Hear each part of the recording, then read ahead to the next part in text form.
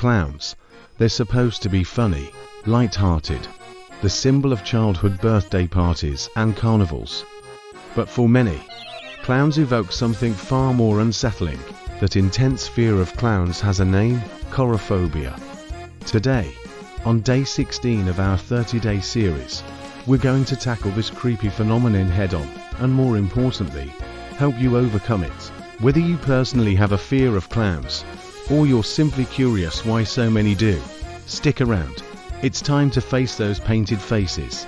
So, what is it about clowns that triggers such a strong reaction in some people? For some, it's the exaggerated features, the oversized shoes, the painted smile that doesn't quite match their eyes, or the erratic, unpredictable behavior. These things distort what we expect from a normal human face and body, sending unsettling signals to our brain. The exaggerated makeup acts almost like a mask, obscuring true emotions and intentions. This leaves us feeling unsure, anxious, and at times, vulnerable. But coulrophobia goes deeper than just an uneasy feeling. Studies suggest that it may stem from our brain's instinctive reaction to things that are familiar, but not quite right. A phenomenon called the uncanny valley. We feel a sense of discomfort when we see something that's nearly human, but just different enough to feel off. In clowns, this discomfort is amplified by their exaggerated, unnatural features and behavior. Add in pop culture representations, where clowns are often depicted as villains, and you've got the perfect recipe for fear. But here's the good news: just like any fear, coulrophobia can be conquered. Today, I'm going to walk you through some practical steps to help you desensitize yourself and eventually overcome your fear of clowns. Step 1. Understand your fear. Like any phobia, fear of clowns thrives on uncertainty and avoidance. The first step is acknowledging that fear and learning about it. You've already done this by watching this video, so you're well on your way. But now, try writing down what specifically makes clowns unsettling for you. Is it their unpredictability, the face paint, their exaggerated expressions? By identifying the exact elements, you can break the fear down into smaller, more manageable parts. Step 2. Gradual exposure. The next step is to slowly reintroduce yourself to clowns in a controlled way. Start with something small. Look at pictures of friendly clowns. Maybe revisit images of clowns from your childhood, the ones that weren't so menacing.